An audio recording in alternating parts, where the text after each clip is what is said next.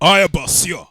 Hey, nagiye mwumva inkuru ya Enoke ngo n'ibivejuru ngo za NEPHILIMS na Metusela n'iki kanze mbereke. Hey, twabibonye wigwa wumva amagambo dutangiye batubwira wumve amagambo jambo kuri cyo bari guhirika mu ijuru twabibonye bigwa amagambo biteye ubwoba pe byamanutse byerekeza ku isi byaje bisi abakobwa ba Eva nitwe mbuto byari byarabujijwe kuryaho yagasani nibiki byagenze bite abana twabyaye ntago bari abantu basanzwe bari n'inyamaswa zaciwe mu ijuru ariko zambaye umubiri wa kimuntu wumve babitaga ba NEPHILIMS. Hey, dore bya NEPHILIMS ukuntu byanganaga ukuntu byareshyaga babitaga za NEPHILIMS. Byari bishinguye ngo ni ibintu byavutse hagati y'abana b'abantu n'abamarayika bari bahanuwe mu kirere. Abantu mujya musoma inkuru zo muri Bibiliya murabizi neza cyane. Bari abamarayika b'umwijima bari mu kirere bareba abana b'abakobwa ku isi uko bari koga bifuza kugira iki n'iki. Nibwo bamanuwe bakaza mu isi baryamana n'abana b'abantu uko byaje kurangira. Dore ibyo babyaye nibyo. Mama we, kora subscribe kuri YouTube channel bundi ibindi byose tubirye sho hari gushya neza cyane ahubwo. Bitangira bakomanga ku muryango ushyigikiwe n'ibyuma bikomeye n'amagufwa y'inzovu. Hafungura abarinzi babiri. What's your business? My son and I have come to barter. Je n'umuhungu wanjye tujana kumvikana. Turashaka ibyuma. I need more tools to tend my farm. Kubera ko nkeneye ibikoresho byinshi byo guhinga imirima yanjye. The men scanned them up and down. Abarinzi bari ku marembo babanyuzamo amaso. Barangije babafungurira amarembo. Eyes widened with terror when they entered. Metusela afite ubwoba ndetse ibyo yabonye ako kanya byaramutuguye. Metusela ubundi muri Bibiliya bazi Metusela ni umwana wa Enoke. Sitting atop thrones hewn from the skulls of the great lizards. Yabonye cyicaye ku ntebe hejuru. Beast like men. Kimeze nk'inyamaswa ariko nanone ukabona ni nk'umuntu. 10 feet tall. Cyari kirekire gifite nka feet 10 z'uburebure. With arms like tree trunks. Ndetse n'amaboko yacyo akomeye nk'ingiga z'ibiti. Like chiseled onyx. Inzasa yazavugaga nk'inkezo ziri gusatura amabuye. Isura zahinamiranye ndetse n'amaso ameze nk'ay'incira z'inzoka. Metusela yumvaga gutigita kw'ijwi ryabyo mu gatuza uko byavugaga. Nimba atari Enoke, umugabo ugendana n'umuremyi nyir'ubwite. Niki kikuzanye hano? Dore bya NEPHILIMS. Dukeneye ibyuma. Enoke yari yaje muri diro hano. Our tools have worn and you have taken all the iron in the region. Ibyuma byose byari muri aka karere mwarabyigaruriye ntituri kubona ukuntu ducura amasoko yo guhingisha n'ibiki byose. What will you give me in exchange? So formal. Why not stay a while with us, Enoch? None se Enoke wagumye hano? You could tell us some of your famous tales. Ukajya twibwirira inkuru, ukajya twiterera story. Ko dufite inzoga. Dufite n'abagore kandi benshi umvikijwe. I can ship a third of my next harvest in exchange for your Jewe nzabaha kimwe cya gatatu cy'ibyo nzasarura kuri iyi nshuro kugira ngo mumpe ibyuma. Enoke yari yaje muri diro hano diringe n'izi NEPHILIMS. Dore amapera ateye izuba ryaratse ubutaka burakomera kubuhinga ntabwo byoroshye. Ariko ibikoresho byanyu muramutse mubimuye byamfasha guhinga ubutaka bwanjye vuba. What's to stop us from just taking your farm? Ahubwo se niki cyatuma tutakwambura ubwo butaka ngo tubujyane? Enoke we, ko nubundi ubutaka mwegeranye rwose twagiye tubutwara. Niki cyatuma ubwo bwawe nabwo tutabutwara? Dore bya NEPHILIMS byari binini byari byaravutse hagati y'abana b'abantu. Ibyo nta bwenge bwaba bubirimo. We ntumenyere oroshye umutsi. Sibyo? Forget Enoke. you're talking to. ako wibagiwe muri kuvuga numvikijwe. The creature gripped the shaft of his n'umujinya mwinshi cya kiremwa cyafashe icumu ryacyo paws. ndetse cyafashe icumu ryacyo gifatishije pause ni inzara yapa amajanja. Murder was in his eyes. ndetse wabonaga mu maso y'icyo kiremwa huzuyemo kwica. Methuselah could tell he was ravenous for any excuse. Metusela ari kubibona ko icyo kiremwa kiri gushaka impamvu iyo ariyo yose Head on one of those pikes outside. kugira ngo kimanike umutwe wa Enoke papa we ku macumu yari ari aho hanze. Father remained. ariko se yarakomeje aratuza.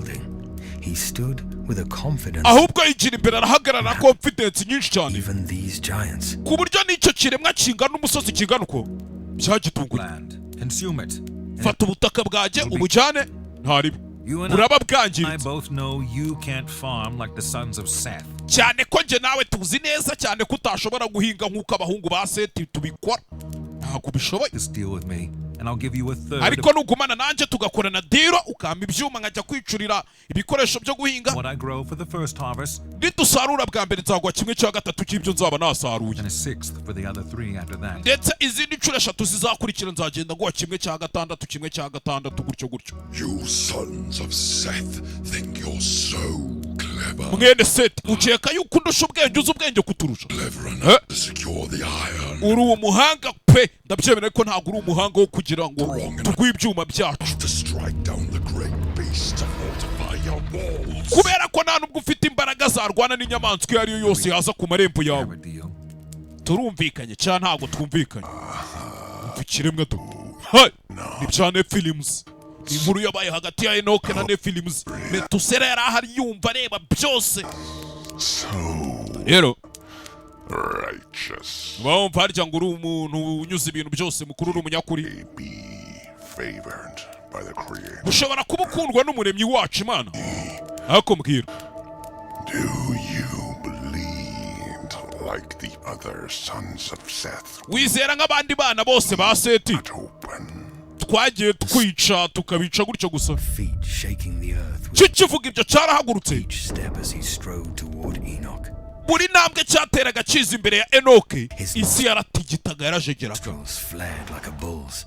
Methuselah could have sworn he saw smoke smoldering Metusela yarabirebaga ubwoba bukamurenga each breath. cyane ko buri uko cyahumekaga hasohokaga umwotsi kandi mwinshi. Still, ariko ise Enoke yarakomeje arahagarara yemye toward the giant. areba cya kiremwa mu maso cyakije ya Tried not to shake, drawing Metusela yagerageje kugira ngo atanyeganyega. resolve.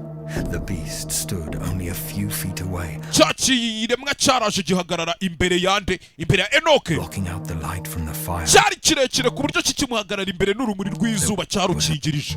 Unsettling pause. Methuselah's throat clenched, keeping the breath from Metusela ubwoba bwari bwamwishe exiting his lungs. mu muhogo yananiwe guhumeka ngo asohore umwuka wenda kumusatura ibihaha. It was still. The man ariko ahagarara yemye. frame leaned forward, Enoke yagihagaze imbere wumve his teeth like a wolf. cyahekenyaga amanyo yacu wagira ngo ni ikirura. You have a deal, turumvikanye ibyo mbwenda byemeye but fail to pay. ariko wibeshe unanirwe kunyishyura. And I'll take your wife, nzatwara umugore wawe eat your children, abana bawe nzabarya use your eldest as a umukuru muri bo nzamukoresha nka kirida noneho kugira ngo ubyemere. I'm a man of my word. cyenda umugabo urinda ijambo ryanjye With the Creator, ndetse n'umuremyi wanjye shall pay my share. ambera umuhamya ko nzishyura ibyo nemeye. the Creator. umuremyi wawe You think hearing his name gives me comfort? urakeka kumva izina ry'umuvuga hano umurata njye biranyura. Out of here.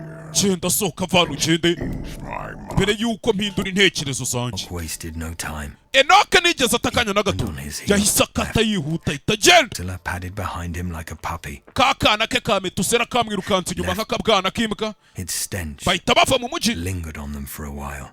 baco baragenda biha They akanya. crossed the brook separating the city and their land, baragiye barenga amarembo yarindaga umujyi yatandukanyaga umujyi scaled the grassy knolls. ndetse n'ahantu bajyaga bajya gusengera. They made it to a small summit. baragiye barurira barazamuka Angular cedar tree swayed. burira umusozi ahantu hari igiti kimwe cyonyine rutoki kirukumbi Could see the stars aho Metusela yari ari. twinkling through the breaks bageze munsi y'icyo giti yanyuzaga amaso mu mashami yacyo in the leaves. akabona inyenyeri.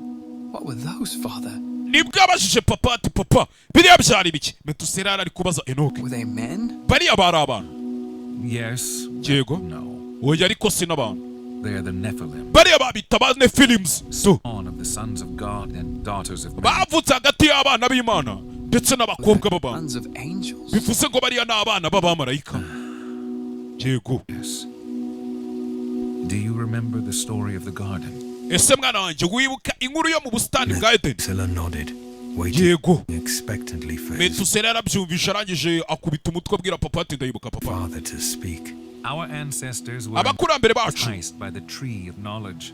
bari barabujijwe kurya ku giti cy'ubwenge, Wanted to be like God. ariko bo kubera gushaka kumera nk'Imana Will for them. bashatse uburyo bajya kurya kuri cya giti, bisa nk'aho bamenye ibitari biri ngombwa. They fell.